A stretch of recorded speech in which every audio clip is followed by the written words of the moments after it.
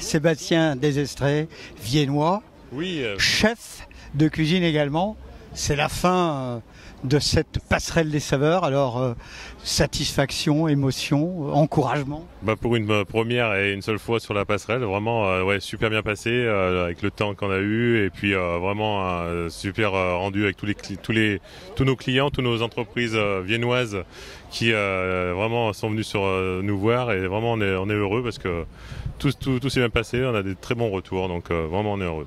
Avant tout, c'est une équipe de copains, on le dit, 5 copains, pour pas dire 5 mousquetaires, mais 5 doigts de la main, unis comme 5 doigts de la main. C'est quand même une grosse opération que vous avez montée, d'autant plus délicate qu'il y a toujours des risques de météo, qu'on est dans une période un peu délicate en matière de sécurité. Je crois que justement à ce propos, les autorités, quelles qu'elles soient, commerciales, administratives, sécuritaires, police, gendarmerie, police municipale, vous ont considérablement aidé. Ah oui, on a monté un dossier pour cet événement, parce que c'est vrai qu'il faut savoir qu'il y a à peu près 3 événements sur 4 qui sont annulés en ce moment. Et c'est vrai qu'on a monté un dossier. Y compris pour les journées du patrimoine, malheureusement, dimanche prochain. Oui, exactement, exactement. Ce qui impacte beaucoup pour nos touristes.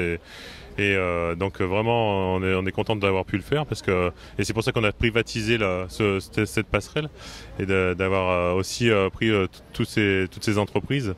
Et autrement, on n'aurait jamais pu le faire. Et c'est vrai que c'est pour ça qu'on a pu faire ce bel événement. Ouais. Sébastien, quel est le point qui était le plus délicat dans l'organisation? On ne parle pas de la sécurité, mais on parle de l'organisation des repas, des producteurs.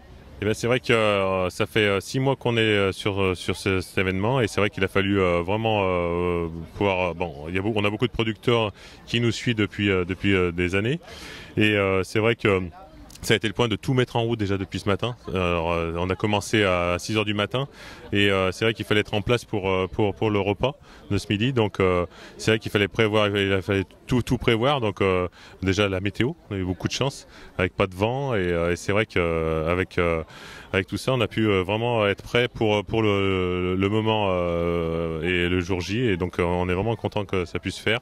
Et je crois que c'était c'était surtout la météo et puis tout le positionnement qu'on avait bien prévu avant, avec tous les schémas qu'on avait fait pour mettre tout en place. Et c'est vrai que le matin était très très chargé. Enfin, cela dit, ce sont des heures et des heures de réunion, hein, plusieurs fois par mois, de 10-11 heures du soir à 2 heures le matin, en copain, en convivialité certes, mais également pour travailler, pour préparer. Allez, Sébastien Desestrés, le mot de la fin, FAIM, hein, c'est la passerelle des saveurs. Oui, c'est la passerelle des saveurs, la passerelle des chefs, la passerelle de la convivialité, de rapprochement entre la Nationale 7 et la Nationale 86. Le Rhône et l'Isère. Le Rhône et l'Isère. C'est vraiment ce qu'on voulait faire. Et c'est vrai que maintenant, on part sur d'autres projets. On va bien voir. Mais on veut continuer à rapprocher tous nos entreprises, tous nos touristes, tous les gens qui nous suivent. Et c'est vrai que c'est vraiment important pour nous de pouvoir faire des actions comme ça. Et tout le monde est heureux et tout le monde peut parler en convivialité. Et c'est vraiment ce qu'on veut faire, quoi. Sébastien Desestrés, merci. C'est donc le club de fin FAIM. Merci bien. À la prochaine fois. Au revoir.